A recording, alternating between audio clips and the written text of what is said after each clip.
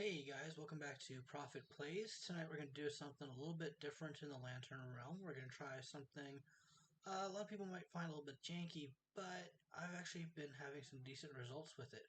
So this is mono black Lantern control.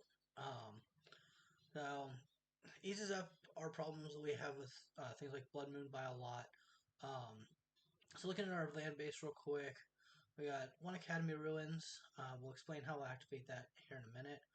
Two Ghost Quarters for a little bit of land hate. Takes out things like the Valakut, opposing Urza Sagas, things like that. Any kind of utility lands. The only thing it doesn't really hit is the artifact lands and like Lotus Bloom. Or not Lotus Bloom, what's the Lotus Field? That's it. 9 Swamps, just to get our basics in, get our black sources in. We're running the 4 Urza Saga, and we're running 4 Mycosynth Gardens. So you can use Mycosynth Garden to copy any of our Lantern pieces. Worth noting, it does not work with Pithing Needle, because Pithing Needle isn't as it enters the battlefield ability, and the Gardens is already on the field, so that does not work. This also gives us blue for activating Academy Ruins. So we're loading up on the hand hate here because we are mono black with 4 Thoughtseize and 4 Inquisition.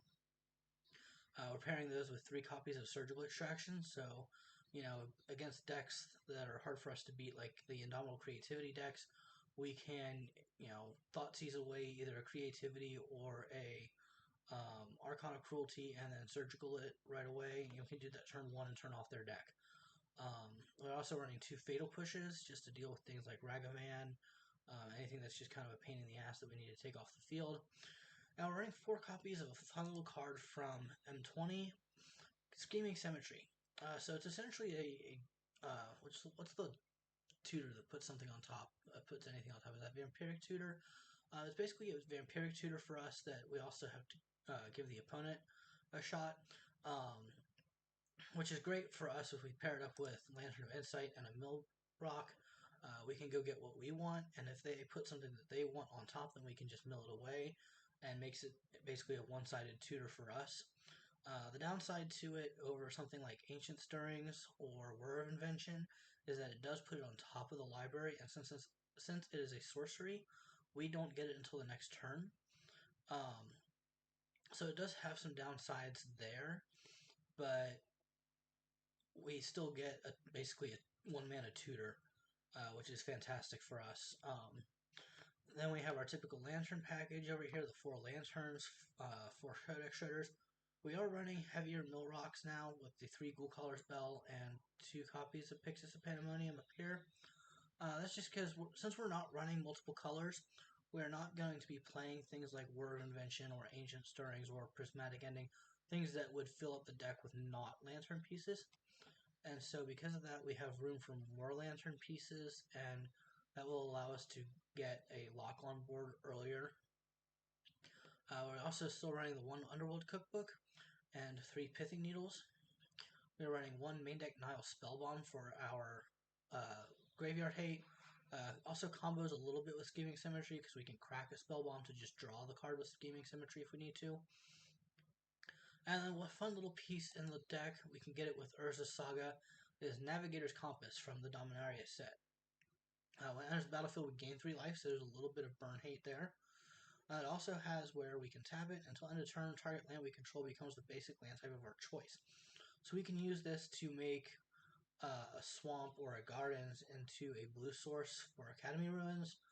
I've had it once or twice where I've gotten stuck on sagas and Academy Ruins and Ghost Quarters where I didn't have a blue source, or not a blue source, a black source, so I was able to turn that into a black source to be able to cast some of these spells.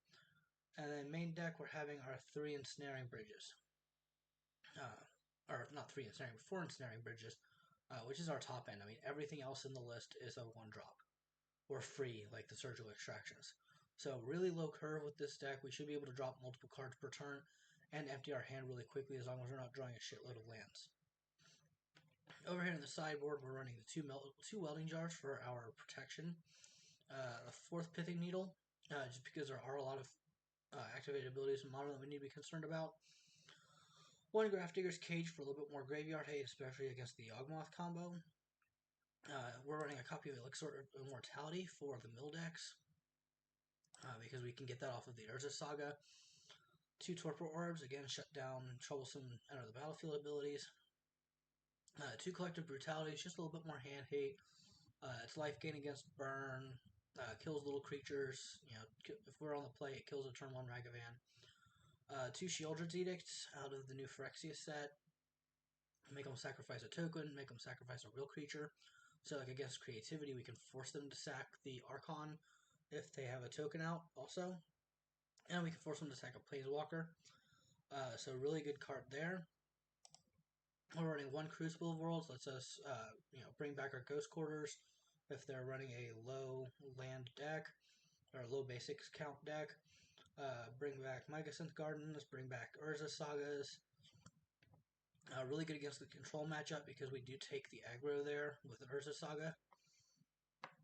And then we're running 3 copies of Battle at the Bridge, a little bit more creature removal, some life gain. This is one that I would consider going probably down a copy and actually probably getting rid of the last Pithing Needle and bringing in 2 copies of Dauthi Voidwalker like we're seeing in a lot of Lantern sideboards now, again, just because of the control matchup.